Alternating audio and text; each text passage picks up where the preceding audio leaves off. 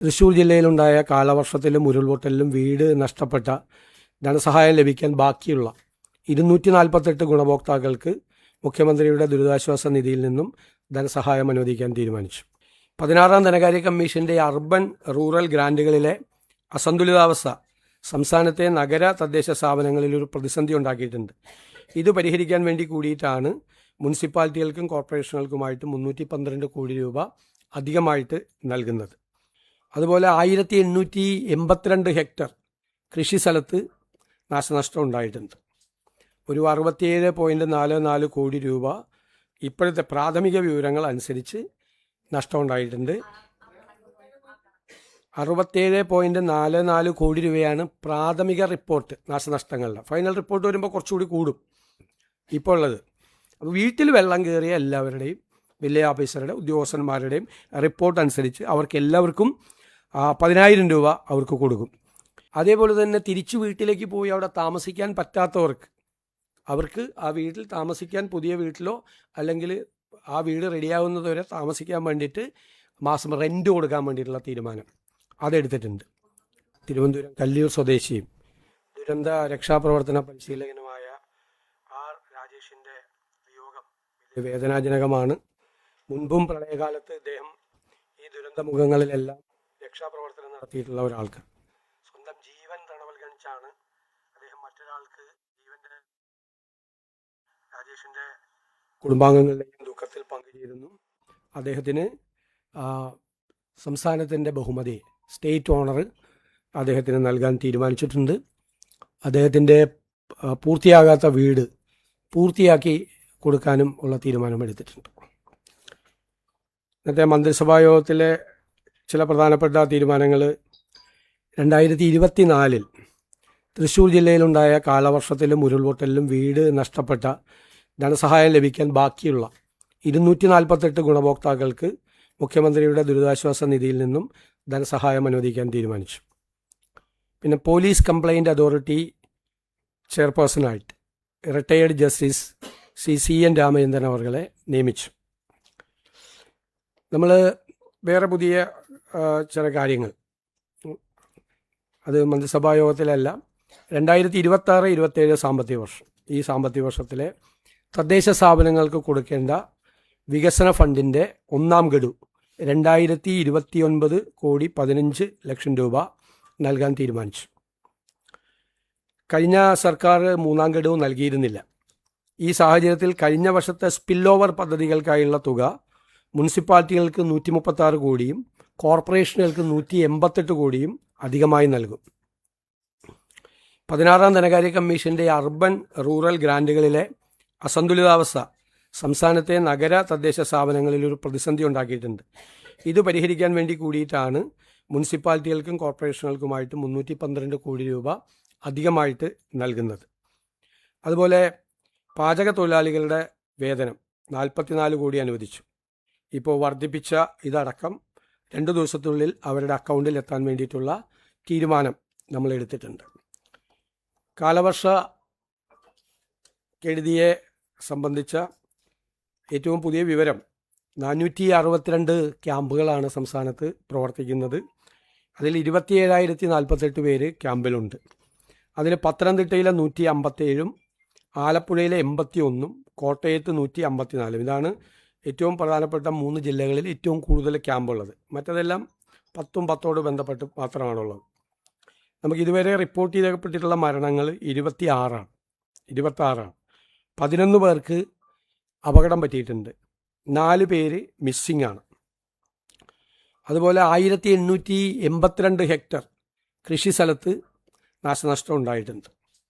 ഒരു 67.44 കോടി രൂപ ഇപ്പോഴത്തെ പ്രാഥമിക വിവരങ്ങൾ അനുസരിച്ച് നഷ്ടമുണ്ടായിട്ടുണ്ട്.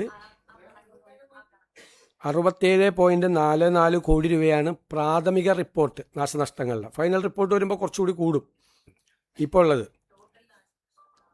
ടോട്ടൽ നാശനഷ്ടം 1882 ഹെക്ടർ സ്ഥലത്താണ് കൃഷിനാശം ഉണ്ടായിരിക്കുന്നത്.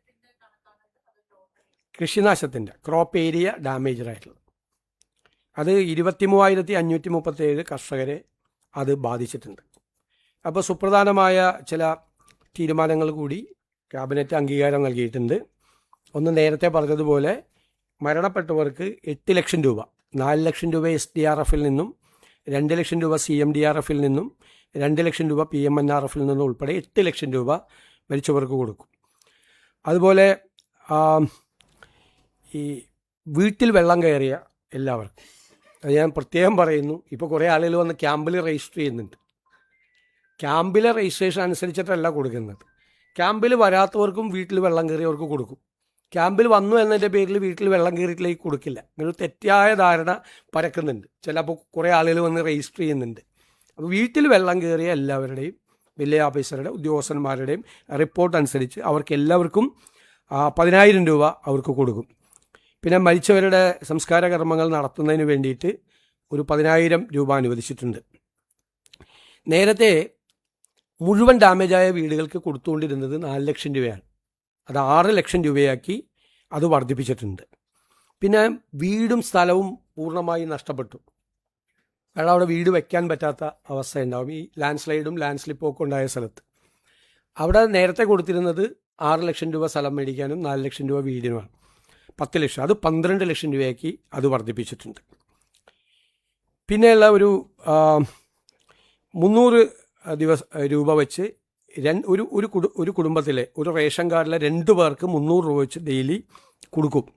അതുപോലെ അവർക്ക് അല്ലല്ല, അത് അവിടെ ഈ വീട്ടിൽ ബുദ്ധിമുട്ടുള്ളവർക്ക്, ഇങ്ങനെ വെള്ളം കയറി പ്രയാസപ്പെട്ടവർക്ക്, അതേപോലെ തന്നെ തിരിച്ച് വീട്ടിലേക്ക് പോയി അവിടെ താമസിക്കാൻ പറ്റാത്തവർക്ക്, അവർക്ക് ആ വീട്ടിൽ താമസിക്കാൻ പുതിയ വീട്ടിലോ അല്ലെങ്കിൽ ആ വീട് റെഡിയാവുന്നതുവരെ താമസിക്കാൻ വേണ്ടിയിട്ട് മാസം റെൻറ്റ് കൊടുക്കാൻ വേണ്ടിയിട്ടുള്ള തീരുമാനം അതെടുത്തിട്ടുണ്ട്. അത് വീട്ടിൽ വെള്ളം കയറി ആകെ ഇതെല്ലാം നാശനഷ്ടം സംഭവിച്ചവർക്കാണ്. ഒരു കുടുംബത്തിലെ 2 പേർക്ക്. അങ്ങനെയാണ് നേരത്തെ അതിൻ്റെ ഒരു സ്റ്റാൻഡേർഡ് പ്രൊസീജിയർ. ഇനി നമ്മൾ പുതിയതായിട്ട് വേറൊരു കാര്യം കൂടി ചെയ്തിട്ടുണ്ട്. നമുക്ക് ഈ ക്രോപ്പ് അസിസ്റ്റൻസ്, അതായത് കൃഷിനാശം ഉണ്ടായാലുള്ള നഷ്ടം വളരെ തുച്ഛമായ തുകയാണ്. വർഷങ്ങൾക്ക് മുമ്പ് തീരുമാനിച്ചിട്ടുള്ളതാണ്. കഴിഞ്ഞ ദിവസം ഞാൻ പറഞ്ഞു, 2.5 ഏക്കർ സ്ഥലം, 1 ഹെക്ടർ സ്ഥലം നെൽകൃഷി നാശം ഉണ്ടായ 13,500 രൂപയാണ്. അങ്ങനെ പലതിനും വളരെ ചെറുതാണ്, കാരണം കേന്ദ്രത്തിൽ നിന്ന് കിട്ടുന്ന തുക ചെറുതാണ്. പക്ഷേ അത് നമ്മൾ 25% വർദ്ധിപ്പിക്കാൻ വേണ്ടി തീരുമാനിച്ചിട്ടുണ്ട്. ഈ പ്രാവശ്യം 25%. അത് നമ്മൾ തന്നെ, സ്റ്റേറ്റ് തന്നെ കൊടുക്കും 25%. പിന്നെ പുതിയതായിട്ട് ചെയ്യുന്നത് ഇതുവരെ കൊടുക്കാത്തതാണ്. ധാരാളം കടകൾ വെള്ളം കയറി നശിച്ച് അവരുടെ നാശനഷ്ടങ്ങൾ ഉണ്ടായി അവരുടെ ഉപജീവന മാർഗം നഷ്ടപ്പെട്ടിട്ടുണ്ട്. ആദ്യമായി അങ്ങനെ വെള്ളം കയറി കടകൾ നശിച്ചവർക്ക് ഓരോ കടയ്ക്കും 10,000 രൂപ പ്രത്യേകമായി കൊടുക്കാൻ തീരുമാനം പുതിയതായിട്ട്.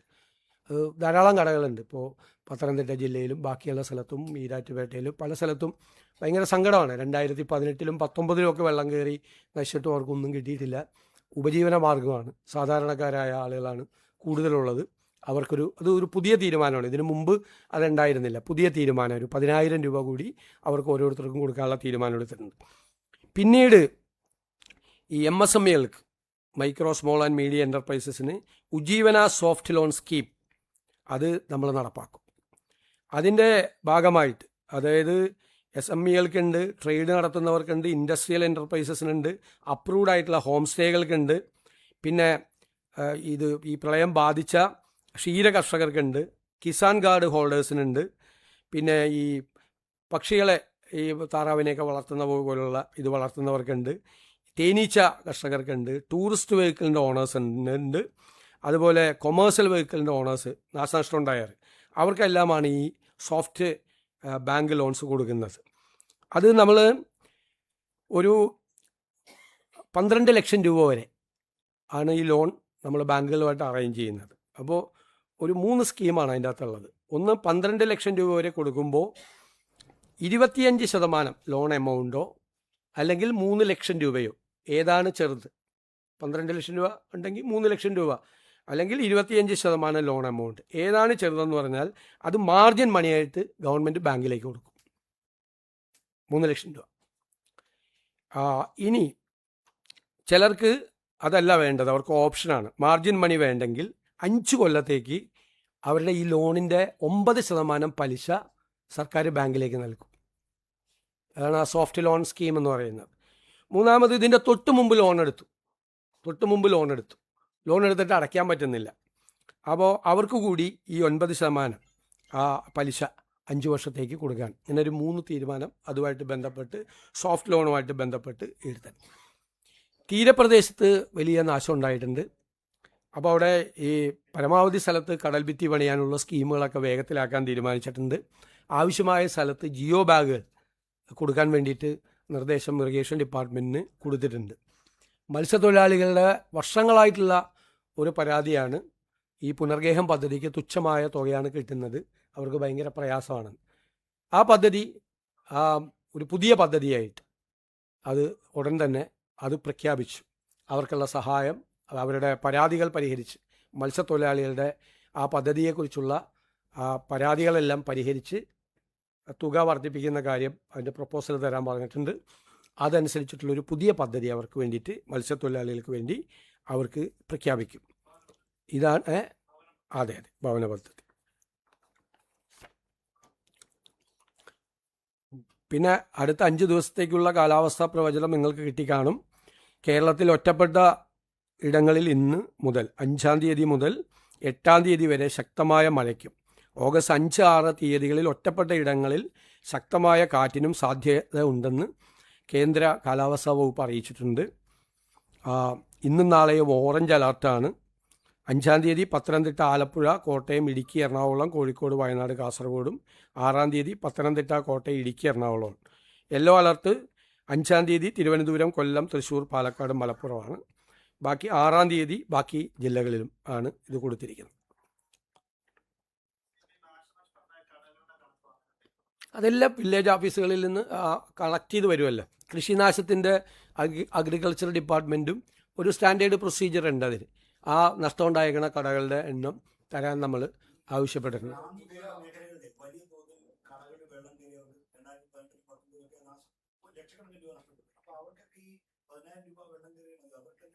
നമ്മൾ അതൊന്ന് ഇപ്പോൾ വീട്ടിൽ വെള്ളം കയറിയവർക്ക് അതൊന്ന് ക്ലീൻ ചെയ്ത് അതൊന്ന് തുടങ്ങാൻ വേണ്ടിയിട്ടുള്ളതാണ്. അപ്പോൾ ഈ 10,000 രൂപയാണ് നമ്മൾ ചെയ്യുന്നത്. ഒപ്പം ഈ ലോണിൻ്റെ ഈ സോഫ്റ്റ് ലോൺ അതാണ് ഇപ്പോൾ ചെയ്യുന്നത്. ഈ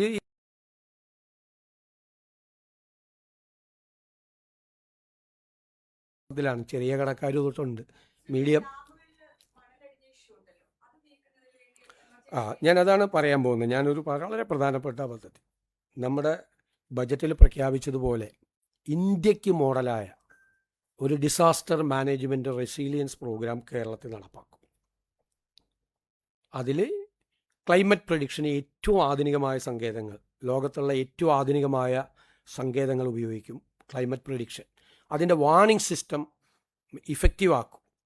പിന്നെ ഫ്ലഡ് മാപ്പിംഗ്, ഈ പറയുന്ന പ്രോണായിട്ടുള്ള ഏരിയ, അപകട സാധ്യതയുള്ള സ്ഥലങ്ങളിലെല്ലാം ഫ്ലഡ് മാപ്പിംഗ് നടത്തി അത് നേരത്തെ പ്രഖ്യാപിച്ച ഫലപ്രദമായ ഏറ്റവും ഇഫക്റ്റീവായിട്ടുള്ളൊരു ഡിസാസ്റ്റർ മാനേജ്മെൻറ്റ് റെസീലിയൻസ് സിസ്റ്റം കൊണ്ടുവരും. അതിൻ്റെ ഭാഗമായിട്ട് ഡാമുകളിലെ മണൽ മാറ്റും. കാരണം ഡാമുകളിൽ നന്നായി മണലും ചെളി അടിഞ്ഞിട്ടുണ്ട്. അപ്പോൾ നല്ല മഴ കുറച്ച് നിരന്തരമായി പെയ്തു കഴിഞ്ഞാൽ ആ ഡാമുകൾ നിറഞ്ഞു കവിയുന്ന സ്ഥിതി വരും. ഇപ്പം മഴ പെയ്യായിരുന്നത് കൊണ്ടാണ് നമ്മളൊരു 50%, 52% ആയിട്ട് ഡാമിലെ ജലശേഖരം നിൽക്കുന്നത്. അപ്പോൾ ഡാമിലെ ഡീസിൽറ്റ് ചെയ്യും. അതോടൊപ്പം നദികളിൽ 2018 അടിഞ്ഞിരിക്കുന്ന മണ്ണാണ് ഈ പ്രശ്നം. മണ്ണും ചെളിയുമാണ്. മണ്ണും ചെളിയും വേസ്റ്റും ഒക്കെ കെട്ടിക്കിടക്കുകയാണ്. നമുക്ക് പലതരത്തിൽ അത് ബാധിക്കുന്നുണ്ട്. കാരണം നമ്മുടെ ആരോഗ്യത്തെ ബാധിക്കുന്നുണ്ട്. മാത്രമല്ല ചെറിയ മഴ പെയ്താൽ അപ്പോൾ തന്നെ ഫ്ലഡഡ് ആവുകയാണ്. അപ്പോൾ ഇത് റിമൂവ് ചെയ്യാൻ വേണ്ടിയിട്ടുള്ള സ്കീം റവന്യൂ ഡിപ്പാർട്ട്മെൻറ്റും ജലസേചന വകുപ്പും കൂടി ആവിഷ്കരിക്കാൻ പറഞ്ഞിട്ടുണ്ട്. ഈ മഴ മാറിക്കഴിഞ്ഞാൽ ഇമ്മീഡിയറ്റ് ആയിട്ട് ഇത് അടുത്ത വർഷം ഇത് വരാൻ വേണ്ടി കാത്തിരിക്കാതെ, നമ്മളിപ്പോൾ റൂം ഫോർ റിവർ എന്നും പറഞ്ഞിട്ട് നടന്നില്ലല്ലോ. അപ്പോൾ അത് വളരെ വ്യക്തമായിട്ട് ഈ നദികളിലെ ഈ മണലടിഞ്ഞിരിക്കുന്നത് മാറ്റാൻ വേണ്ടിയിട്ടുള്ളത് ചെയ്യും. അത് നീക്കുമ്പോൾ തന്നെ നമുക്കൊരു 50-60% പ്രശ്നങ്ങൾക്ക് പരിഹാരം ഉണ്ടാവും. ഡാമുകളിലെ മണൽ ഡീസിൽറ്റ് ചെയ്യുമ്പോഴും ഈ പുഴയിലെ മണൽ നീക്കുകയും ചെയ്യുമ്പോഴേക്കും വലിയ വ്യത്യാസം ഉണ്ടാവും.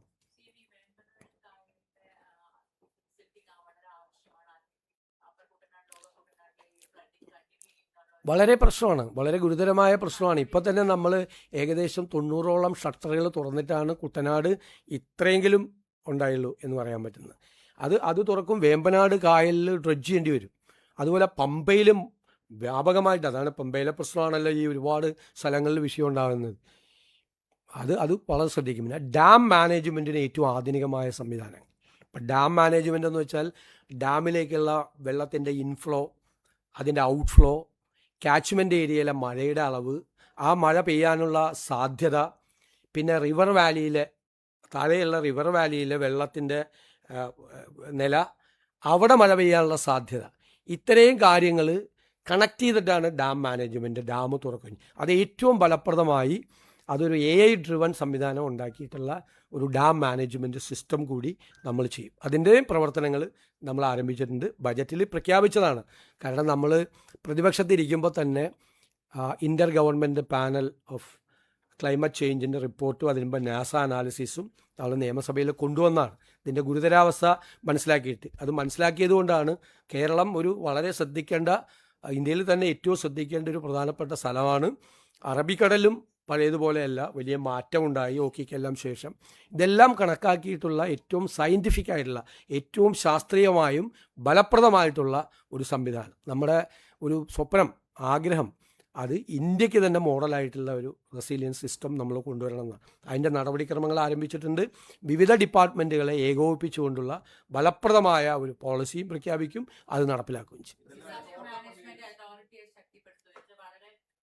അല്ല, സ്വാഭാവികമായിട്ട് അത് ഡിസാസ്റ്റർ മാനേജ്മെൻറ്റ് റെസിലിയൻസ് സെൻറ്റർ എന്ന് പറഞ്ഞാൽ ഏറ്റവും മോഡേൺ ആക്കുവാണ്. ഇപ്പോഴുള്ളത് പോരല്ലോ, നമുക്ക് കുറേ കൂടി ഇമ്പ്രൂവ് ചെയ്ത് കുറേ കൂടെ ബെറ്ററാക്കി ലോകത്ത് അവൈലബിൾ ആയിട്ടുള്ള എല്ലാ സാധ്യതകളും പരിശോധിച്ച് ചെയ്യുകയാണ്. നല്ലൊരു ടീം അതിനുവേണ്ടി വർക്ക് ചെയ്യും. നല്ലൊരു ടീം, ഒരുപാട് പ്രഗത്ഭരായ ആളുകൾ അതിന് സന്നദ്ധരായിട്ട് വന്നിട്ടുണ്ട്. അവർ പല സ്ഥലം, ഇപ്പോൾ ക്ലൈമറ്റ് പ്രഡിക്ഷനിൽ വലിയ നല്ല പ്രിസിഷനുള്ള ആളുകൾ, കൃത്യമുള്ള ആളുകൾ, പിന്നെ ഡിസാസ്റ്റർ മാനേജ്മെൻറ്റിലെ എക്സ്പേർട്ടുകൾ തുടങ്ങിയ സ്ഥലത്ത് പല സംസ്ഥാനങ്ങളും കുറേ അഡ്വാൻസ് ചെയ്തു. ഇപ്പോൾ ഒറീസയൊക്കെ നമുക്ക് ഓർമ്മയില്ല, 78 സൈക്ലോൺ ഉണ്ടായപ്പോൾ 1.5 ലക്ഷം പേര് മരിച്ചെന്നാണ് പറഞ്ഞു. എത്ര പേര് മരിച്ചെന്നൊരു കണക്കുണ്ടായിരുന്നു.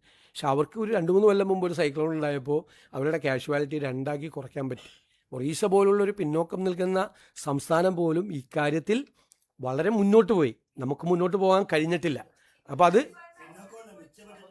അല്ല ആ കാലത്ത് ഇന്ത്യയിലെ ഏറ്റവും ബാക്ക്വേർഡ് സ്റ്റേറ്റുകളിൽ ഒന്നായിരുന്നു അവർ, ഇല്ലേ? അവരവിടെ നിന്ന് അവരുടെ സിസ്റ്റം, കാരണം എപ്പോഴും ഭയങ്കര പ്രശ്നമുള്ള സ്ഥലമായിരുന്നു ഒറീസ. നമ്മളൊക്കെ നമ്മുടെ ചെറുപ്പത്തിലേക്ക് വായിച്ച് നമുക്കറിയാവുന്ന ഭയങ്കര മാറ്റമാണ്. ഞങ്ങൾ ഒരുപാട് മോഡൽസ് കൂടി എല്ലാ സ്ഥലത്തു നിന്നും നമ്മൾ എടുത്തിട്ടുണ്ട്. നമ്മുടെ ലോക്കലൈസ് ചെയ്ത് കേരളത്തിൻ്റെ ടോപ്പോഗ്രഫിയും മറ്റ് കാര്യങ്ങളും എല്ലാം പരിശോധിച്ച് ഉള്ള ഏറ്റവും ഒരു ഫലപ്രദമായ സിസ്റ്റത്തെക്കുറിച്ചാണ് നമ്മൾ ആലോചിക്കുന്നത്.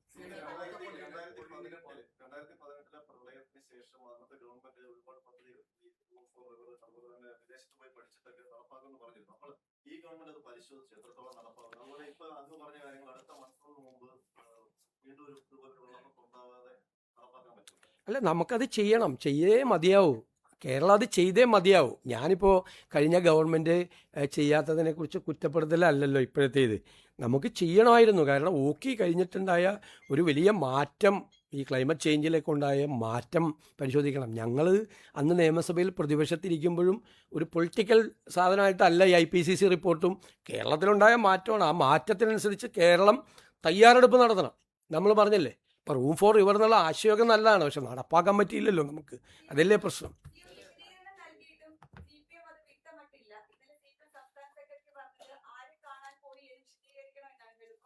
അതൊക്കെ ഞാൻ കൃത്യമായിട്ട് പറഞ്ഞതാണ്. ഇനി അതിനേക്കാൾ കൂടുതൽ പറയാനൊന്നുമില്ല എനിക്ക്. ഞാൻ കഴിഞ്ഞ പ്രാവശ്യം സംസാരിച്ചതാണ്.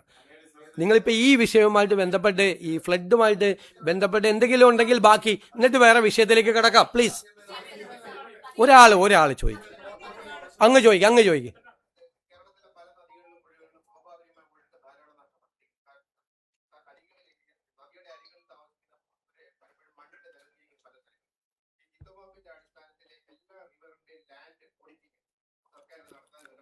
ഉറപ്പായിട്ട് ഇത് അതിൻ്റെ ഭാഗമാണ്. ലാൻഡ് ഓഡിറ്റിങ് നടത്തണം. കുറേ സ്ഥലങ്ങൾ, റിവർ സ്ഥലങ്ങൾ കയ്യേറ്റം നടത്തിയിട്ടുണ്ട്. പിന്നെ ഉള്ളത് ഈ പുഴയിലേക്ക് വരുന്ന ഈ വെള്ളം വരുന്ന കനാലുകൾ, തോടുകൾ, അതെല്ലാം നമ്മൾ ശ്രദ്ധിക്കാൻ വേണ്ടി നമ്മളൊരു രജിസ്ട്രിയുടെ കാര്യം കഴിഞ്ഞാൽ ഞാൻ ക്യാബിനറ്റിൻ്റെ മീറ്റിങ്ങിൽ പറഞ്ഞില്ലേ, അതിൽ ഇതുകൂടി നമ്മൾ ഇൻക്ലൂഡ് ചെയ്തിട്ടുണ്ട് യഥാർത്ഥത്തിൽ. അല്ല, അത് വളരെ പ്രസക്തമായ ചോദ്യം അങ്ങ് ചോദിച്ചു.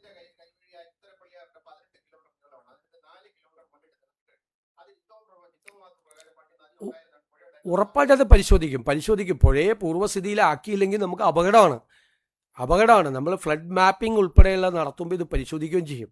ഞങ്ങളത് ആ അസറ്റ് രജിസ്റ്റർ ഉണ്ടാകുന്ന സമയത്ത് നമ്മുടെ ഏറ്റവും പ്രത്യേകതകളല്ലേ, നദികൾ, തടാകങ്ങൾ, അതുപോലുള്ള കൈവഴികൾ, കനാലുകൾ, ഇതൊക്കെ വലിയ ഇതാണ്.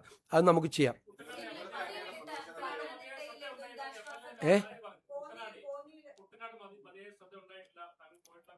ഞാൻ എല്ലാ സ്ഥലത്തും അതിന് പോയിട്ടില്ലല്ലോ. അതെന്താണെന്നറിയാമോ, ഞാൻ ആറന്മുളയിലും ഏറ്റവും കൂടുതൽ രൂക്ഷമായ പ്രശ്നമുണ്ടായ ആറന്മുളയിലും അതുപോലെ റാന്നിയിലും ഏറ്റവും കൂടുതൽ ക്യാമ്പുകളുള്ള തിരുവല്ലയിലാണ് പോയത്. ഞാൻ കോന്നിയിലും പോയില്ല, അടൂരും പോയില്ല. അടൂരും ഉണ്ടായിരുന്നു ഞാൻ. അല്ല, അത് ഞങ്ങളെ MLA-മാരെ ക്ഷണിച്ചിരുന്നില്ല. ആ മീറ്റിങ്ങിൽ എല്ലാ ജില്ലാ കളക്ടറെയും ചാർജുള്ള മന്ത്രിയെയും അവിടെയുള്ള എല്ലാ ഉദ്യോഗസ്ഥന്മാരുടെ, ഞാൻ താഴെ തട്ടിലുള്ള ഉദ്യോഗസ്ഥന്മാരെ വിളിക്കരുതെന്നുകൂടി പറഞ്ഞു മീറ്റിംഗ്. കാരണം ഞാൻ പണ്ട് 2018 ഈ എറണാകുളത്തും തിരുവനന്തപുരത്തും മീറ്റിംഗ് നടക്കുമ്പോൾ താഴെയുള്ള ഉദ്യോഗസ്ഥരെ നമ്മൾ ഈ യോഗത്തിന് മന്ത്രിമാരും നേതാക്കന്മാരും എല്ലാവരും വരുമ്പോൾ മീറ്റിങ്ങിന് വിളിക്കുന്നതിന് എതിരായിട്ട് പറഞ്ഞിട്ടുള്ള ഒരാളാണ്. കാരണം അത് അവിടുത്തെ സിസ്റ്റത്തെ ബാധിക്കും. അതുകൊണ്ട് ജില്ലയിലെ ഹെഡ് മാത്രം, കാരണം അവർക്ക് എന്തെങ്കിലും കംപ്ലയിൻ്റ് ഉണ്ടായി. എന്നിട്ട് നമ്മൾ ചെയ്തതെന്ന് വെച്ച് കഴിഞ്ഞാൽ നമ്മൾ ജില്ലാ കളക്ടർമാരുടെ മീറ്റിങ്ങിൽ കൊടുത്തു, കൂടുതൽ അധികാരം കൊടുത്തു. അത് ഫോർ ദ ടൈം ബീങ് ഇത് സെറ്റിൽ ചെയ്യാൻ പൈസ കൊടുത്തു. നേരത്തെ ആവശ്യത്തിന് പൈസയുണ്ട്. ഇനി അതല്ല, ഇനി ഭക്ഷണത്തിന് കൂടുതൽ പൈസയായി, ടോയ്ലറ്റ് ഇല്ല, ബയോ ടോയ്ലറ്റ് കൊണ്ടുവരണം. എന്ത് തീരുമാനം എടുക്കാനും ജില്ലാ ഭരണകൂടത്തിന് പൂർണ്ണമായ അധികാരം കൊടുത്തു. അവരെന്ത് തീരുമാനം എടുത്താലും അത് റാറ്റിഫൈ ചെയ്തോളാം. കാരണം ഈ ക്യാമ്പുകൾ 150 പേരിൽ കൂടുതൽ ക്യാമ്പിൽ വന്നപ്പോൾ അവിടെ ഒരു പ്രശ്നം വന്നു. അപ്പോൾ 150 പേരിൽ കൂടുതലുള്ള ക്യാമ്പുകൾ, രണ്ടാമത്തെ ക്യാമ്പുകൾ തുടങ്ങിക്കോളാൻ പറഞ്ഞു. പിന്നെ ഹെൽത്ത് ഡിപ്പാർട്ട്മെൻറ്റിന് കുറേ പ്രശ്നമുണ്ട് ഇല്ലേ. ഹെൽത്ത് ഡിപ്പാർട്ട്മെൻറ്റിന് ആശുപത്രികളിലെ ആളുടെ എണ്ണം കൂടി, അവിടെയും സ്റ്റാഫിൻ്റെ ഷോർട്ടേജൊക്കെ, പല ഹെൽത്ത് അവരത് ചെയ്യുന്നുണ്ട്. എല്ലായിടത്തും ഡോക്ടർമാരുടെ ക്യാമ്പുണ്ട്. അതുകൂടാതെ ഞങ്ങൾ ആ ജില്ലകളിലെ ഈ സ്വകാര്യ ആശുപത്രികളുമായി ബന്ധപ്പെട്ട് പ്രത്യേകമായ, ഇപ്പം എല്ലാ ആശുപത്രികളിലും മെഡിക്കൽ ക്യാമ്പ് നടത്തുന്നുണ്ട്, എല്ലാ സ്വകാര്യ ആശുപത്രികളിലെ മെഡിക്കൽ ക്യാമ്പ്. അപ്പോൾ നമ്മളൊന്നുകൂടി നേരിട്ട് പരിശോധിച്ചാണ്. MLA-മാരെ ആരെയും ആ പരിപാടിക്ക് ക്ഷണിച്ചിരുന്നില്ല, കുറച്ച് പേര് വന്നു, അത്രയേ ഉള്ളൂ. അല്ല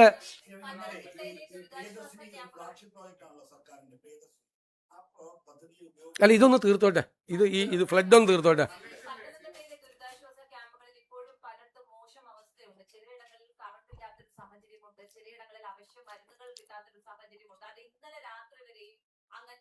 ഒരു സ്ഥലത്തുനിന്നും അങ്ങനെ റിപ്പോർട്ട് ചെയ്തിട്ടില്ല. ഇന്നലെ എല്ലാ ക്യാമ്പുകളിലും ഞങ്ങൾ ഇത്രയും കാര്യങ്ങൾ ശ്രദ്ധിച്ചു. ഒന്ന്, ഭക്ഷണം കൃത്യസമയത്ത് കൊടുക്കുന്നുണ്ടോ, ഒന്ന് ലൈറ്റ്, ഇലക്ട്രിസിറ്റി അറേഞ്ച്മെൻറ്റ്സ് കറക്റ്റായിട്ട് ഉണ്ടോ, ടോയ്ലറ്റുകൾ കറക്റ്റായിട്ടുണ്ടോ, മെഡിസിൻസ് ഉണ്ടോ, ഡോക്ടർമാരുടെ ക്യാമ്പ് ഉണ്ടോ, അവർ രാവിലെയും വൈകുന്നേരവും അവിടെയുള്ള രോഗികളായിട്ടുള്ള ഉൾപ്പെടെയുള്ള ആളുകളെ പരിശോധിക്കുന്നുണ്ടോ. ഈ കൃത്യമായിട്ട് ഒരു പരാതി പത്രം, ഞാൻ അവിടെ നിന്നാണ് വരുന്നത്, ഇന്നലെ ഒരു പരാതിയില്ല. ഏതെങ്കിലും ഒരു സ്ഥലത്ത് പരാതി ഉണ്ടെങ്കിൽ വിളിച്ചു പറഞ്ഞാൽ അത് അഡ്രസ്സ് ചെയ്യാനുള്ള സിസ്റ്റം അവിടെ ഉണ്ട്. പക്കയായിട്ടാണ് അവർ വർക്ക് ചെയ്യുന്നത്. അവരെ നിരാശപ്പെടുത്തല്ലേ. അവർ പല ദിവസവും പലരും ഉറങ്ങിയിട്ട് പോലുമില്ല.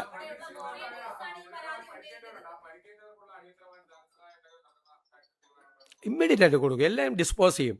മാത്രമല്ല, ഇപ്പോൾ സർക്കാർ ആശുപത്രി ഇല്ലാത്ത സ്ഥലത്താണ് സ്വകാര്യ ആശുപത്രിയിലേക്ക് കൊണ്ടുപോയിക്കോ. ഗുരുതരാവസ്ഥയിലുള്ള ആളെ ഇനി കോട്ടയത്തേക്കോ പത്തനംതിട്ടയിൽ നിന്ന് അല്ലെങ്കിൽ ഒരു ജില്ലയിൽ നിന്ന് വേറെ ജില്ലയിലേക്ക് ഏറ്റവും നല്ല ആശുപത്രിയിൽ കൊണ്ടുപോയിക്കോ.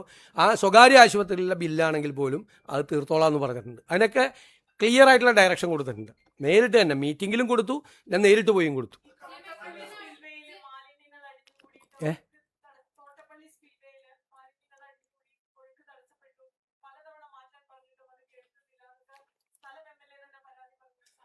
അല്ല, അതെല്ലാം ക്ലിയർ ചെയ്യാൻ പറഞ്ഞിട്ടുണ്ട് എല്ലാ സ്ഥലത്തും. ഇപ്പം നമുക്ക് ഈ ഒരാഴ്ച കൊണ്ട് ഇതെല്ലാം മാറ്റാൻ പറ്റില്ലല്ലോ. മാലിന്യങ്ങൾ അടിഞ്ഞുകൂടുന്നത് മാറ്റാൻ വേണ്ടിയിട്ടുള്ള സംവിധാനം ചെയ്തിട്ടുണ്ട്. ഷട്ടർ തുറക്കാൻ വേണ്ടിയിട്ടുള്ള ചെയ്തിട്ടുണ്ട്. ഷട്ടർ തുറന്നുകൊണ്ടാണ് അവിടെ എല്ലാം മറ്റേ തണ്ണീർമുക്കത്തും മറ്റ് എല്ലാ സ്ഥലത്തും ഷട്ടർ തുറന്നുകൊണ്ടാണ്. എന്നാലും അപ്പർ കുട്ടനാട് നമുക്കറിയാമല്ല, പ്രശ്നബാധിതമായ സ്ഥലമാണ്.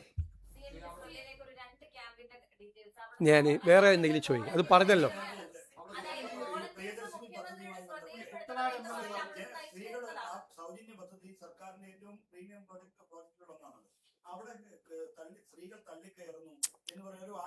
ഞാനത് മന്ത്രി അതിനെക്കുറിച്ച് വിശദീകരണം നൽകി.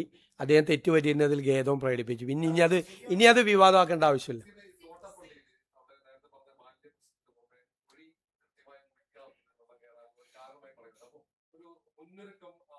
അല്ലല്ല, അവിടെ ഏറ്റവും നന്നായിട്ടാണ് അത് ചെയ്തത്. ചെയ്യാൻ പറ്റാവുന്നതിൻ്റെ പരമാവധി അവിടെ നന്നായിട്ട് ചെയ്തു. നമ്മൾ വന്നിട്ട് 2 മാസമല്ലേ ആയുള്ളൂ.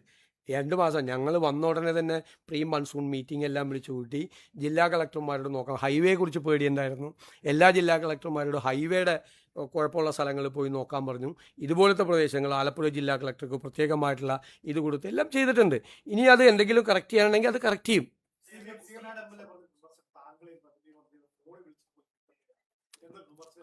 അത് ക്യാബിനറ്റ് ഉള്ളപ്പോഴും അദ്ദേഹം വിളിച്ചത് ആണ്. അതെ, ഇപ്പം ഞാനിപ്പോൾ ലിജുവിൻ്റെ മന്ത്രി ലിജുവിൻ്റെ ആലപ്പുഴയിലുള്ള ചാർജുള്ള മന്ത്രി അദ്ദേഹം കൂടിയ 2 യോഗത്തിൽ ഇദ്ദേഹം പങ്കെടുത്തിരുന്നു. ഇപ്പോൾ അദ്ദേഹം വിളിച്ചിട്ട് കിട്ടിയില്ല എന്ന് പറയുന്നത് ക്യാബിനറ്റ് ഇവിടെ കൂടിക്കൊണ്ടിരിക്കുമ്പോഴാണ്. ലിജുവിൻ്റെ ഫോണിൽ നമ്പർ കിടക്കുന്നുണ്ട്.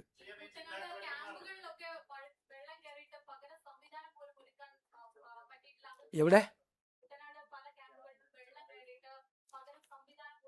എല്ലാ സ്ഥലത്തും ഒരുക്കിയിട്ടുണ്ട്. എല്ലാ സ്ഥലത്തും പകരം സംവിധാനം ഒന്നുമില്ല. പകരം MLA തന്നെ ചെയ്യാമല്ലോ. MLA തന്നെ ഉണ്ട് അവിടെ. ജില്ലാ കളക്ടർ കൊടുക്കും.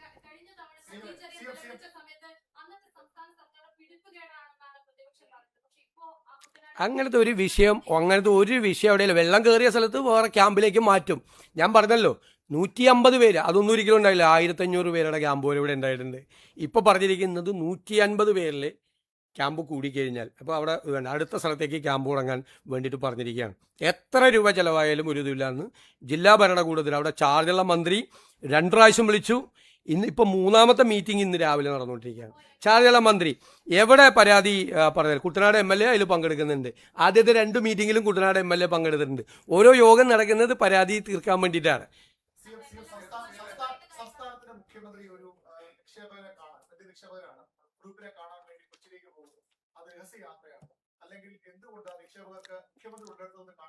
അല്ല, രഹസ്യമായി ചിലരെ കാണേണ്ടി വരും, അല്ലാതെയും കാണേണ്ടി വരും. ചിലപ്പോൾ മുഖ്യമന്ത്രിയെ ഇവിടെ വന്ന് കാണും. ഞാൻ അന്ന് വൈകുന്നേരം എറണാകുളത്തുള്ളതുകൊണ്ട് എറണാകുളത്ത് കാണാമെന്ന് പറഞ്ഞാൽ ഇതൊക്കെ നമ്മൾ കഴിഞ്ഞ പ്രാവശ്യം പറഞ്ഞ അവസ്ഥ. നിങ്ങൾക്ക് നമ്മുടെ സംസ്ഥാനത്തെ ബാധിക്കുന്ന ഗൗരവതരമായ പ്രശ്നങ്ങളുള്ളപ്പോൾ ഇതുപോലത്തെ കുറേ കാര്യങ്ങൾ വിവാദമാക്കാൻ താല്പര്യം. ഇതൊക്കെ കഴിഞ്ഞ പ്രാവശ്യം I have made it very clear. ഇനി വേണ്ട വേറെ ഒന്നും.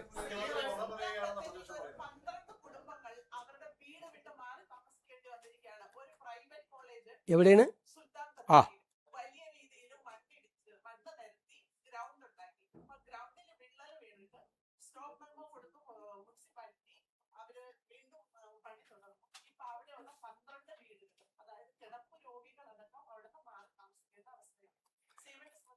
ഉറപ്പായിട്ടും അത് അറിഞ്ഞിട്ടുണ്ട്.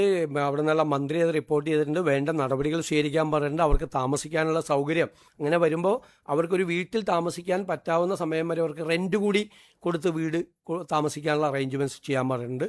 പ്രത്യേകിച്ച് അത് പരിശോധിക്കുകയും ചെയ്യും, നടപടികൾ സ്വീകരിക്കുകയും ചെയ്യും.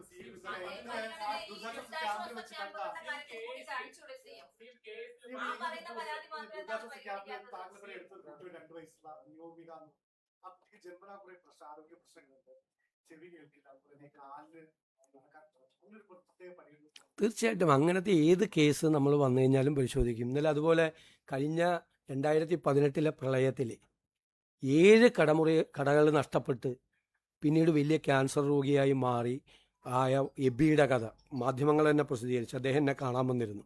കോടതിയിൽ നിന്ന് പോലും ഡയറക്ഷൻ കൊടുത്താണ് അദ്ദേഹത്തിന് നഷ്ടപരിഹാരം കൊടുക്കാൻ വേണ്ടിയിട്ട്. അപ്പോൾ അദ്ദേഹത്തിൻ്റെ പരാതി കിട്ടിയിരുന്നു. അത്രയും കാര്യങ്ങൾ തീർച്ചയായിട്ടും അത് നമ്മൾ ചെയ്യും. അങ്ങനത്തെ ഏത് വിഷയം വന്നാലും അപ്പോൾ അഡ്രസ്സ് ചെയ്യാനുള്ള ഒരു സംവിധാനം നമുക്കുണ്ട്.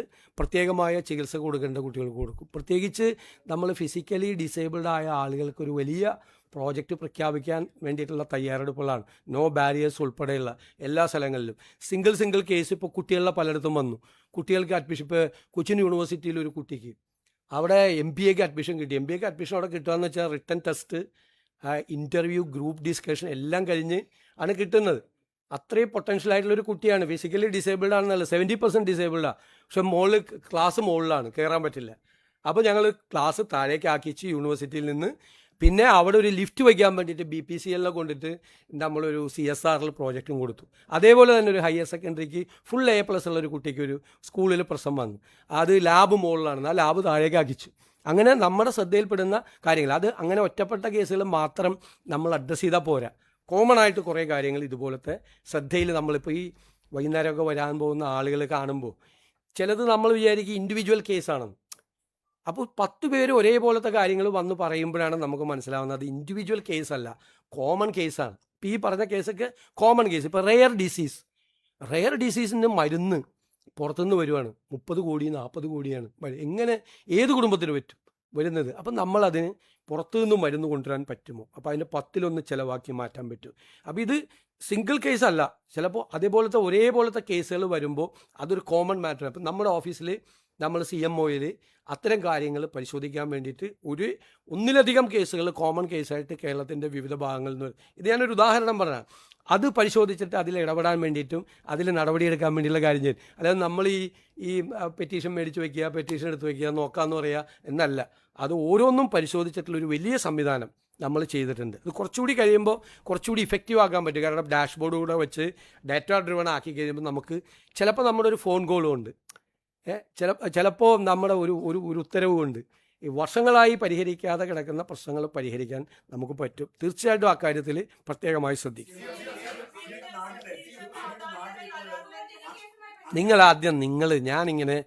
ഞാൻ പ്ലീസ് നിങ്ങളിന്ന് പറയാം. തീർച്ചയായിട്ടും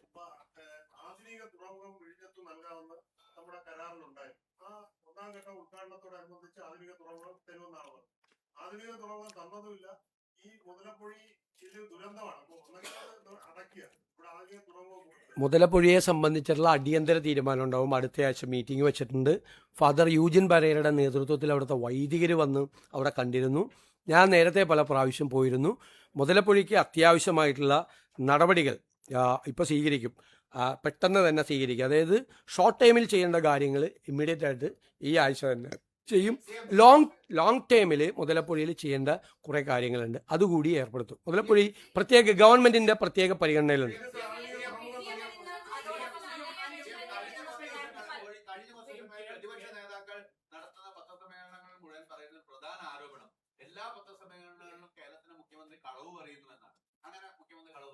അത് കഴിഞ്ഞ തെരഞ്ഞെടുപ്പിന് മുമ്പ് 6 മാസക്കാലം എനിക്കെതിരെ നടത്തിയ ക്യാമ്പയിൻ എന്തായിരുന്നു? 6 മാസം. അവർക്കെന്തോ അവിടെ എന്തോ ഒരു പ്രശ്നമുണ്ടായി AK സെൻ്ററിൽ അവർക്കെതിരെ. അപ്പോൾ ഞാൻ പറഞ്ഞു അവരെ മാറ്റരുതെന്ന് പറഞ്ഞു. കാരണം അവരാണ് എനിക്ക് വേണ്ടിയിട്ട് ക്യാമ്പയിൻ നടത്തിക്കൊണ്ടിരിക്കുന്നത്.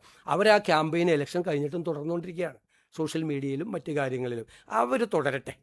കാരണം കേരളത്തിലെ ജനങ്ങൾ അതിന് നല്ല വിധി എഴുതി മറുപടി കൊടുത്തിട്ടുണ്ട്. എനിക്കെതിരെ വ്യക്തിപരമായി നടത്തി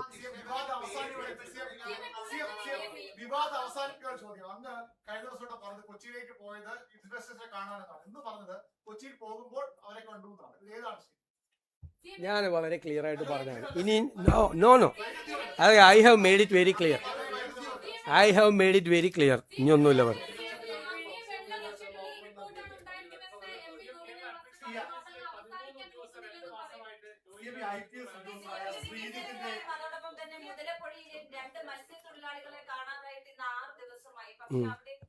വകുപ്പ് മന്ത്രി പോലും തിരിഞ്ഞു നോക്കുന്നില്ല, രക്ഷാപ്രവർത്തനം ഊർജിതമല്ല എന്നുള്ളതാണ് ആ കുടുംബങ്ങൾ പറയുന്നത്. അവർ വലിയ പ്രതിഷേധത്തിലാണ്.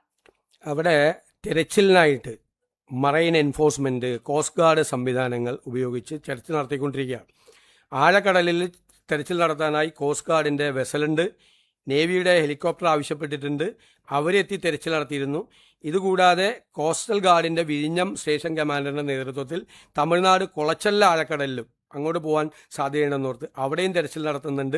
കോസ്റ്റ് ഗാർഡിൻ്റെ ചെറുവിമാനങ്ങളും ഹെലികോപ്റ്ററും ആകാശ നിരീക്ഷണം നടത്തുന്നുണ്ട്. ഇതെല്ലാം അവിടെ ചെയ്തുകൊണ്ടിരിക്കുന്നുണ്ട്. നമുക്ക് കിട്ടിയില്ല എന്നുള്ളത് സങ്കടകരമായ കാര്യമാണ്, കുടുംബത്തിൻ്റെ സങ്കടമാണ്. നിങ്ങളത് ഞാൻ അതൊക്കെ ചെയ്യാൻ ഇതൊക്കെ നമുക്കറിയാമല്ലോ, തീരപ്രദേശത്ത് പഴയ മുഖ്യമന്ത്രി പോയത് ഓർമ്മയുണ്ടല്ലോ, അത് നമുക്കറിയാമല്ലോ. തീരപ്രദേശത്ത് അല്ല ഞാൻ പറഞ്ഞത് ഞാൻ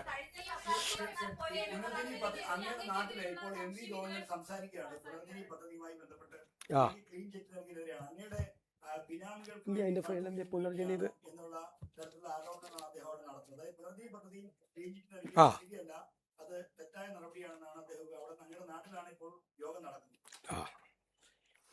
ഈ ഗവൺമെന്റ് വന്നതിന് ശേഷം ഒരു അന്വേഷണവും ഒരു നടപടിയും ഇത് സംബന്ധിച്ചെടുത്തിട്ടില്ല. എല്ലാ ഫൈൻഡിങ്ങും നടത്തിയത് കഴിഞ്ഞ സമയത്ത്. നിങ്ങളിതൊന്ന് അറിയണം. 2020 ഇത് കഴിഞ്ഞ ഉടനെ തന്നെ നിയമസഭയിൽ ഒരു ആരോപണം വന്നു. അപ്പോൾ ഞാൻ പറഞ്ഞു, അന്നത്തെ മുഖ്യമന്ത്രിയോട് പറഞ്ഞു, അങ്ങൊരു വിജിലൻസ് അന്വേഷണം നടത്തണമെന്ന് പറഞ്ഞു. അതിനുശേഷം അവർ വിജിലൻസ് അന്വേഷണം നടത്തി. എൻ്റെ ആവശ്യമായിരുന്നു, ഞാൻ നിയമസഭയിൽ ആവശ്യപ്പെട്ട് അന്വേഷണം നടത്തിയിട്ട് ഒരു തരത്തിലുള്ള ക്രമക്കേടും നടന്നിട്ടില്ല എന്നുള്ള റിപ്പോർട്ട് പ്രാഥമിക അന്വേഷണം നടത്തി വിജിലൻസ് ഗവൺമെൻറ് കൊടുത്തു. അന്ന് അത് അംഗീകരിച്ചു. അത് കഴിഞ്ഞിട്ട് ഒരു പരാതി ആയിട്ട് ഒരാൾ ഹൈക്കോടതിയിലെ സിംഗിൾ ബെഞ്ചിൽ പോയി. സിംഗിൾ ബെഞ്ച് ആ പരാതി തള്ളി. രണ്ടാമത് അതിന് അപ്പീലായിട്ട് ഡിവിഷൻ ബെഞ്ചിൽ പോയി ഹൈക്കോടതി. അത് ആ ഡിവിഷൻ ബെഞ്ച് തള്ളി. കേട്ടോളാം. പിന്നീടാണ് ഞാൻ പ്രതിപക്ഷ നേതാവായി വരുന്നത്. പ്രതിപക്ഷ നേതാവായി വരുമ്പോഴാണ് 2023 നേരത്തെ അന്വേഷിച്ച് തള്ളിയ കേസ് ഞാൻ പ്രതിപക്ഷ നേതാവായപ്പോൾ വീണ്ടും ഒരു പരാതി വാങ്ങി വീണ്ടും അന്വേഷണം ആരംഭിച്ച് കഴിഞ്ഞതിന് ശേഷം വിജിലൻസ് റിപ്പോർട്ടാണ് 14/6/2023 രജിസ്റ്റർ ചെയ്ത കേസിൽ 7/9/24 വിജിലൻസ് റിപ്പോർട്ട് കൊടുത്തിരിക്കുകയാണ്. എന്താണ്? Enquiry could not discover any evidence to sustain the allegation. The enquiry so far could not reveal any evidence and also the allegations could not sustain in evidence. ഇത് ഞാൻ മുഖ്യമന്ത്രിയായതിനു ശേഷമുള്ളതല്ല, 7/9/2024 റിപ്പോർട്ടാണ്. ഇനി വീണ്ടും അതിൽ വിജിലൻസ് നടത്തിയ റിപ്പോർട്ടിൽ 2 വിജിലൻസ് ഡയറക്ടർമാർ റിപ്പോർട്ട് കൊടുത്തു. ഒന്ന്, prevention of corruption act attract ചെയ്യുന്ന ഒരു തെറ്റും ഞാൻ ചെയ്തിട്ടില്ല, ക്ലീൻ ചിറ്റാണ്. അതായത് PC ആക്ട് എനിക്കെതിരെ ഈ അലിഗേഷൻ അന്വേഷിച്ചതിൽ നിൽക്കില്ല എന്ന് ഒരു വിജിലൻസ് ഡയറക്ടർ. അപ്പോൾ പറഞ്ഞു FCRI അന്വേഷിക്കാൻ പ്രകാരം തീർക്കരുതല്ലേ, ഞാൻ പ്രതിപക്ഷ നേതാവാണല്ലോ, തീർക്കരുതല്ലേ, FCRI വയലേഷൻ നടത്തിയിട്ടുണ്ടോയെന്ന് അന്വേഷിക്കാൻ പറഞ്ഞു. ഒരു FCRI വയലേഷനും ഇല്ലെന്നും പറഞ്ഞ് രണ്ടാമത്തെ വിജിലൻസ് രണ്ട് വിജിലൻസ് ഡയറക്ടർമാരെ ഞാൻ സ്വാധീനിച്ചെന്ന് പറയരുത്. രണ്ടാമത്തെ വിജിലൻസ് ഡയറക്ടർ രണ്ടാമത് FCRI അന്വേഷണം നടത്തി. FCRI നിലനിൽക്കില്ല, ഒരു കാരണവശാലും നിലനിൽക്കില്ല എന്ന് പറഞ്ഞു. അതിൻ്റെ ഇടയിൽ വയനാട് ഞങ്ങളുടെ ക്യാമ്പ് നടത്തുന്ന ദിവസം അന്നത്തെ മുഖ്യമന്ത്രിയുടെ ഓഫീസിൽ നിന്ന് CBI അന്വേഷിക്കാൻ പോകണമെന്ന് പറഞ്ഞു. അപ്പോൾ ഞാൻ പറഞ്ഞ മറുപടി ഓർമ്മയുണ്ടല്ലോ, ഞാൻ പേടിച്ചു പോയി. ഉടനെ CBI അന്വേഷണം ഏർപ്പെടുത്തിക്കൊള്ളാൻ പറഞ്ഞു. CBI അന്വേഷണം ഇതിനകത്ത് നിലനിൽക്കുക, കാരണം വിജിലൻസിനൊരു കേസ് രജിസ്റ്റർ ചെയ്യാൻ പോലും പറ്റാത്തൊരു കേസിൽ CBI അന്വേഷണം നിലനിൽക്കില്ല എന്നുള്ള നിയമോപദേശം ഗവൺമെൻറ്റിന് കിട്ടി. അത് കഴിഞ്ഞതിന് ശേഷമാണ് ഇതെല്ലാം നിന്നിട്ട് ഇത് തീർക്കാതെ, എന്നുവെച്ചാൽ എല്ലാ റിപ്പോർട്ടും കിട്ടിയിട്ട് ഇത് തീർക്കാതെ ഇവർ കയ്യിൽ വെച്ചുകൊണ്ടിരുന്നു. മനസ്സിലായില്ലേ? ഇപ്പോൾ എന്താണ് കൊടുത്തിരിക്കുന്നത്? എന്നാ കൊടുത്തിരിക്കുന്നത് 26/5/2026 വിജിലൻസ് ഡയറക്ടർ കൊടുത്തിരിക്കുന്നത് എന്താ? As stated earlier, there is no vigilance angle revealed in the case and so no action is due from this department in this regard. Hence further action in this regard may be dropped. എന്ന് അപ്പോൾ എല്ലാ അന്വേഷണം നടത്തി എല്ലാ റിപ്പോർട്ടും കൊടുത്തത് പിണറായി സർക്കാരിൻ്റെ കാലത്താണ്. പക്ഷെ ആ റിപ്പോർട്ട് വാങ്ങിച്ച് കയ്യിൽ വെച്ചിട്ട് ഈ ഒരു പുകമറയുണ്ടാക്കി എനിക്കെതിരായിട്ട് വിജിലൻസ് അന്വേഷണം നടക്കുന്നു എന്ന് തെരഞ്ഞെടുപ്പ് കാലത്ത് പോലും എനിക്കെതിരായിട്ട് ക്യാമ്പയിൻ നടത്തി. ആയിരുന്നല്ലോ, ക്ലിയർ ആയില്ലേ ഇപ്പോൾ? കാരണം ഞാനന്ന് പറഞ്ഞില്ല, ഞാനന്ന് ഒരിക്കലും ഇത് രാഷ്ട്രീയ വേട്ടയാടലാണെന്ന് ഞാൻ പറയില്ല, ഒരു ആരോപണം വന്നതാണ് എന്നായിരുന്നു എൻ്റെ വാക്ക്. എല്ലാവരും പറയും ഇത് രാഷ്ട്രീയമായി വേട്ടയാടുകയാണെന്ന് എല്ലാവരും പറയും രാഷ്ട്രീയം. ഞാൻ പറഞ്ഞു അന്ന് ഇത് രാഷ്ട്രീയമായിട്ടല്ല, ഒരു ആരോപണം വന്ന് ഞാൻ തന്നെയല്ലേ പറഞ്ഞു അന്വേഷിക്കാൻ. മറ്റേ വിജിലൻസ് പറഞ്ഞപ്പോൾ വിജിലൻസ് അന്വേഷിക്കാൻ പറഞ്ഞു, CBI പറഞ്ഞപ്പോൾ CBI അന്വേഷിക്കാൻ.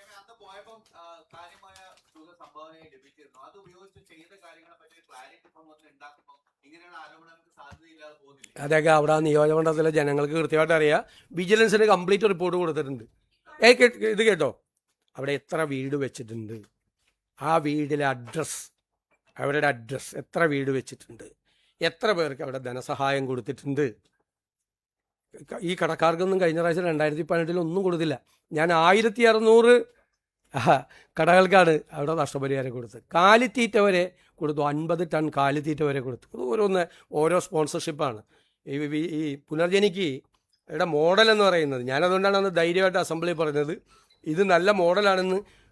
അന്വേഷണം നടത്തുന്ന ഉദ്യോഗസ്ഥന്മാരെ അപ്രീഷിയേറ്റ് ചെയ്യും, കാരണം ഞങ്ങൾക്ക് ഒരു അക്കൗണ്ടും ഇല്ല. ഉദാഹരണത്തിന് വീട് വയ്ക്കാൻ ഒരാൾ വന്നാൽ നമ്മൾ ബെനഫിഷ്യറിയെ പറഞ്ഞു കൊടുക്കും, അവർക്ക് വീട് വെച്ച് കൊടുക്കുക. അല്ലെങ്കിൽ ഞങ്ങൾ ലോക്കൽ കോൺട്രാക്ടേഴ്സിൻ്റെ പാനലുണ്ട്, അവർക്ക് ആദ്യം 2 ലക്ഷം രൂപ കൊടുക്കും. അപ്പോൾ അവർ പണിയും. അത് നമ്മൾ റിപ്പോർട്ട് ചെയ്യുമ്പോൾ അടുത്ത 2 ലക്ഷം രൂപ കൊടുക്കും. പിന്നെ ബാക്കി പൈസ കൊടുക്കും. അങ്ങനെയാണ് വീട് പണി പൂർത്തിയാക്കുന്നത്. ഇപ്പോൾ തയ്യൽ മെഷീൻ കൊടുക്കാൻ വേണ്ടിയിട്ട് ചെയ്തതെന്ന് വെച്ച് കഴിഞ്ഞാൽ ഒരു കമ്പനിയായിട്ട് ഞങ്ങൾ ധാരണ ഉണ്ടാക്കി. അവർ പറഞ്ഞു ഇത് ഫ്ലഡിൻ്റെ റിലീഫാണ്, 100 തയ്യൽ മെഷീൻ ഞങ്ങൾക്ക് പൈസ തന്നാൽ ഞങ്ങൾ 110 എണ്ണം കൊടുക്കാമെന്ന്. അപ്പോൾ പല സ്ഥാപനങ്ങളും വന്ന്, റോട്ടറി ക്ലബ്ബുകൾ ഉൾപ്പെടെ സ്ഥാപനങ്ങൾ വന്ന് 100 എണ്ണത്തിൻ്റെ പൈസ അവിടെ അടയ്ക്കും കമ്പനിയിൽ. ഞങ്ങൾ ബെനഫിഷ്യറീസിൻ്റെ ലിസ്റ്റ് കാണിക്കും. എന്നിട്ട് ഈ ഡോണറിൻ്റെ സാന്നിധ്യത്തിൽ ഈ 110 പേർക്ക് ഞങ്ങളിത് കൊടുക്കും. അങ്ങനെയാണ് 1200 പേർക്ക് തയ്യൽ മെഷീൻ നഷ്ടപ്പെട്ടവർക്ക് എല്ലാവർക്കും കൊടുത്തു. കൃഷിനാശം സംഭവിച്ചവർക്ക് കൊടുത്തു. ഇനിയിപ്പോൾ ഞാൻ പറയുന്നത് എൻ്റെ അനുഭവം അതാണ്. ഇത് ഒരു മോഡലായിട്ടാണ് ചെയ്തത്. മോഡൽ എന്ന് വെച്ച് കഴിഞ്ഞാൽ അന്താരാഷ്ട്ര രംഗത്ത് പ്രവർത്തിക്കുകയും ഈ രംഗത്ത് പ്രവർത്തിക്കുകയും ചെയ്യുന്ന ഏജൻസികളുടെ മാനേജ്മെൻറ്റ് ടെക്നിക്കൽ ഗൈഡൻസ് വാങ്ങിച്ചിട്ട് കേരളത്തിൽ ആദ്യമായിട്ട് ഒരു നിയോജക മണ്ഡലത്തിൽ ഒരു MLA ചെയ്ത പ്രോജക്റ്റ്. എനിക്ക് അതിനകത്ത് അഭിമാനമുണ്ട്.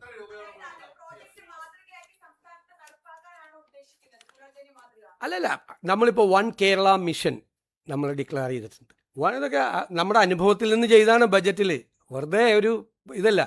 അതിൽ ഈ രംഗത്ത് ചാരിറ്റി രംഗത്ത് പ്രവർത്തിക്കുന്ന ഒരുപാട് സംഘടനകളുണ്ട്. അവരുടെ എക്സ്പീരിയൻസ് ഉണ്ട് ഇഷ്ടം പോലെ, ധാരാളം. നമ്മൾ അത്ഭുതപ്പെട്ടു പോകും. ഓരോ രംഗത്ത് പ്രവർത്തിക്കുന്ന, ഓരോ ഫീൽഡിൽ പ്രവർത്തിക്കുന്ന അവരെല്ലാം കൂടി അസോസിയേറ്റ് ചെയ്തുകൊണ്ട് നമ്മളൊരു കോർപ്പസ് ഉണ്ടാക്കിക്കൊണ്ട് ചെയ്യും. അതിൽ ഞങ്ങൾ ഡിക്ലെയർ ചെയ്തേക്കുന്ന 2 കാര്യമാണ്. ഒന്ന്, ഒരു ഡോണർ 1000 രൂപ തന്നാൽ അതിൽ നിന്ന് 1 രൂപ പോലും ചെലവെടുക്കാതെ ഈ 1000 രൂപയും ബെനഫിഷ്യറിയുടെ കയ്യിലെത്തിക്കും. അതായിരുന്നു പുനർജനി മോഡലും എത്തിക്കും. 1 രൂപ പോലും പോവില്ല. ചിലവ് നമ്മൾ വേറെ വഹിക്കും, ഗവൺമെൻറ് വഹിക്കും ചിലവ്. അവിടെ MLA വേറെ സംവിധാനം ഉണ്ടാക്കി ആ ചിലവ് വഹിക്കും. പിന്നെ ഈ ബെനഫിഷ്യറി ആരാണെന്ന് ഡോണറിന് അറിയാൻ പറ്റിയെന്ന സംവിധാനം ഇയാൾ അർഹതപ്പെട്ട ആളാണെന്ന്. ഇപ്പം ഞാനെനിക്ക് 200 തയ്യൽ മെഷീൻ റോട്ടറി ക്ലബ്ബുകളിലൂടെയൊക്കെ തന്നു. അപ്പോൾ ഞാൻ പറഞ്ഞു, റോട്ടറി ക്ലബിന് അവരുടെ സ്ത്രീകളുടെ സംഘടനയുണ്ട് ഇന്നർവീൽ, അവരോട് വന്ന് ഈ 200 വീടുകളും വിസിറ്റ് ചെയ്യാൻ പറഞ്ഞു. ഈ 200 വീടുകളിൽ അവിടുത്തെ സ്ത്രീകൾ വന്ന് വിസിറ്റ് ചെയ്തു. അപ്പോൾ അവർ വിസിറ്റ് ചെയ്തിട്ട് തിരിച്ച് അവരുടെ കുടുംബങ്ങളെ ഉൾപ്പെടെയാണ് അവരോട് പറഞ്ഞു 300 എണ്ണം കൂടി കൊടുക്കണമെന്ന് പറഞ്ഞു. കാരണം അത്ര നന്നായിട്ടാണ് ചെയ്തിരിക്കുന്നത്. അപ്പോൾ അവർ 300 എണ്ണം കൂടി തന്നു. ഇതോരോ മോഡലാണ്. ഇപ്പോൾ 2 കാര്യമാണ് ഇത്തരം കാര്യങ്ങൾ ചെയ്യുമ്പോൾ ചെയ്യുന്നത്. ഒന്ന്, ഒരു ഡോണറും തരുന്ന പൈസയുടെ 1 രൂപ കുറയരുത്.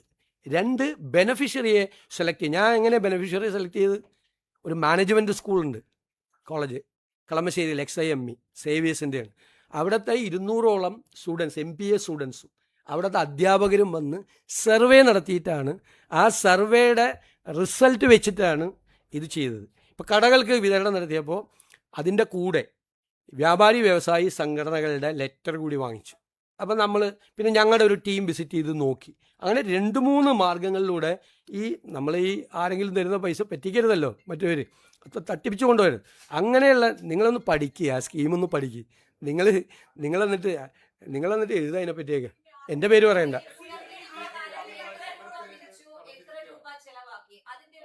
അതെല്ലാം കറക്റ്റായിട്ടുണ്ട്, അതെല്ലാം ഉണ്ട്.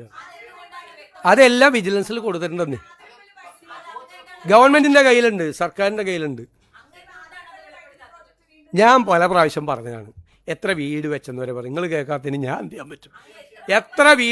ഏതെല്ലാം കാര്യങ്ങൾ ചെയ്തിട്ടുണ്ട് എന്ന് എക്സ്പ്ലെയിൻ ചെയ്യുകയും 2021 തെരഞ്ഞെടുപ്പ് കാലത്ത് പ്രിൻ്റ് ചെയ്ത് എല്ലാ വീടുകളിലും എത്തിക്കുകയും ചെയ്തതാണ്. എല്ലാ വീടുകളിലും അന്ന് വച്ച വീടുകളുടെ എണ്ണം, കൊടുത്ത തയ്യൽ മെഷീനുകളുടെ എണ്ണം, കാർഷിക കടാശ്വാസം കൊടുത്തത്, ഈ കടകൾ നഷ്ടപ്പെട്ടവർക്ക് പൈസ കൊടുത്തത്. പശുവിന് തീറ്റ പോലും ഉണ്ടായിരുന്നില്ല. 50 ടൺ കാലിത്തീറ്റയാണ് മിൽമ ബൂത്തുകൾ വഴി, മിൽമ വഴി അന്ന് വിതരണം ചെയ്തു. ഒരു സ്ഥലത്തും ചെയ്തിട്ടില്ല സംസ്ഥാനത്ത്. അങ്ങനെയുള്ള മൈന്യൂട്ടായിട്ടുള്ള കാര്യം, കുഞ്ഞുങ്ങൾക്ക് കംപ്ലീറ്റ് ഇത് നഷ്ടപ്പെട്ടവർക്ക് ഉള്ള സാധനങ്ങൾ, ലാപ്ടോപ്പ്, അതുപോലെ ഫോൺ നഷ്ടപ്പെട്ട ആളുകൾക്ക് ഫോണ്, ഒരുപാട് കാര്യങ്ങൾ അതെല്ലാം പ്രിൻ്റ് ചെയ്ത് പബ്ലിഷ് ചെയ്താണ്. എന്നിട്ട് എപ്പോഴും വന്നിട്ട് ഇതേ ചോദ്യം ചോദിക്കുക, എന്താണ്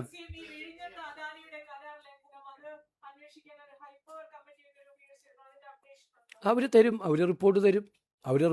അത് ഹൈപ്പവർ കമ്മിറ്റി രൂപീകരിച്ചതല്ല, ഓൾറെഡി അവിടെ ഉള്ളതാണ് ഹൈപ്പവർ കമ്മിറ്റി, ചീഫ് സെക്രട്ടറി ഇതായിട്ടുള്ളത്. അവരത് പഠിച്ച് ചെയ്യും. മാത്രമല്ല അതിനകത്ത് 2 ആസ്പെക്റ്റ് ഉണ്ട്. ഒന്ന്, സ്ട്രാറ്റജിക് ആയിട്ടുള്ള കാര്യങ്ങൾ അനുമതി കൊടുക്കേണ്ടത്, സെക്യൂരിറ്റി ആസ്പെക്റ്റിൽ കൊടുക്കേണ്ടത് കേന്ദ്ര ഗവൺമെൻറ്റാണ്. അപ്പോൾ അതൊക്കെ കിട്ടി ധൃതി പിടിക്കേണ്ട ആവശ്യമില്ലല്ലോ. നമ്മളെല്ലാം പരിശോധിച്ച്, ഞാൻ പറഞ്ഞല്ലോ, സ്റ്റേറ്റിൻ്റെ ഇൻട്രസ്റ്റ് ഒരു ദോഷവും വരാതെ എന്താണ് ചെയ്യാൻ പറ്റുന്നതെന്നാണ് നമ്മൾ പറഞ്ഞിരിക്കുന്നത്.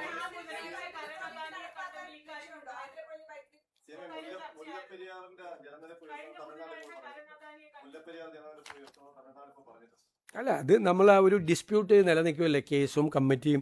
നമ്മൾ അതിൽ നമ്മുടെ എക്സ്പേർട്ട് കമ്മിറ്റി മെമ്പറെ നമ്മൾ നിയമിക്കുന്നത് ഉൾപ്പെടെ തമിഴ്നാട് ഗവൺമെൻറ്റുമായിട്ട് ചർച്ച ഉൾപ്പെടെയുള്ള കാര്യങ്ങൾ നമ്മളുണ്ട്. ഉദ്യോഗസ്ഥ തലത്തിൽ ചർച്ച നടക്കുന്നുണ്ട്. മുഖ്യമന്ത്രി തലത്തിൽ കൂടിയുള്ള ചർച്ചയെക്കുറിച്ച് ഞങ്ങൾ ഗൗരവമായിട്ട് ആലോചിക്കുന്നുണ്ട്. തീർച്ചയായിട്ടും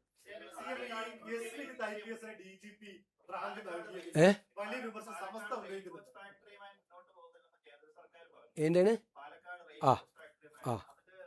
അതിപ്പോഴല്ല അവരെ അറിയിച്ചത്, 2022 അറിയിച്ചായിരുന്നു. 2022 അറിയിച്ചപ്പോൾ ആ സ്ഥലം റെയിൽവേയിൽ നിന്ന് വിട്ട് കിട്ടാൻ വേണ്ടിയിട്ടാണ് കഴിഞ്ഞ ഗവൺമെൻറ് നോക്കിയത്. അവരന്നും പറഞ്ഞത് ഇപ്പോഴും പറഞ്ഞ ഒന്ന് തന്നെയാണ്. കാരണം അവർക്ക് ആവശ്യമില്ലെന്ന് കോച്ച് ഫാക്ടറിയുടെ ആവശ്യമായിട്ടുള്ള കോച്ചുകൾ ബാക്കിയുള്ള ഫാക്ടറികൾ നിർമ്മിക്കുന്നുണ്ട്. ഇനി ഒരു പുതിയ കോച്ച് ഫാക്ടറിയുടെ ആവശ്യമില്ല.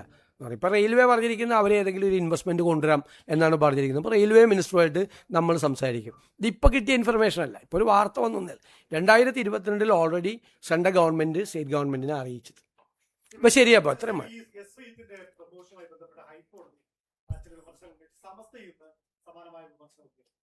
അതല്ല, നമ്മുടെ മുമ്പിൽ ഒരു വേക്കൻസി വരുമ്പോൾ നമ്മൾ ചെയ്യേണ്ട നടപടിക്രമം പൂർത്തിയാക്കിയാണ് ചെയ്തിട്ടുള്ളത്.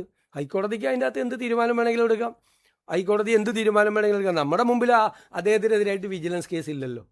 വിജിലൻസ് കേസ് വന്നേക്കും എന്ന് പറഞ്ഞുകൊണ്ട് നമ്മൾ ഒരാളുടെ പ്രൊമോഷൻ തടയണ എന്തിന്? ഒരാളുടെ പ്രൊമോഷൻ തടയണെന്ന്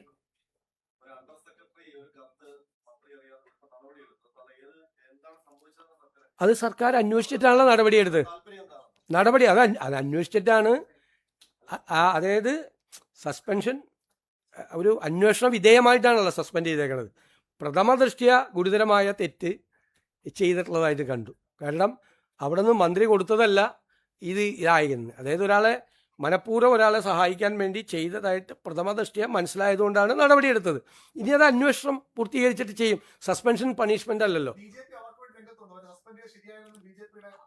അവർക്ക് അനുകൂലമായിട്ട് റിപ്പോർട്ട് കൊടുത്ത ആൾ സസ്പെൻഡ് ചെയ്ത് കഴിഞ്ഞാൽ പിന്നെ അവരത് പറയില്ലേ? അത് നാച്ചുറൽ അല്ലേ.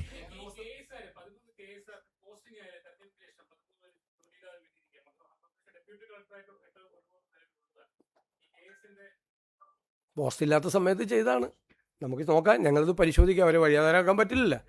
അതൊക്കെ ചെയ്ത ഒരുപാട് ക്രമക്കേടുകൾ ഇത്തരം കാര്യങ്ങളിൽ നടന്നിട്ടുണ്ട്. ഇതേന്ന് നിങ്ങൾ ശബരിമല നെയ്യിനെ പറ്റിയും ചോദിച്ചില്ല, മറ്റേ PSC ക്രമക്കേടിനെ പറ്റി ഒന്നും ചോദിച്ചില്ല. അല്ല, ഞാൻ ശ്രദ്ധിക്കേണ്ടത്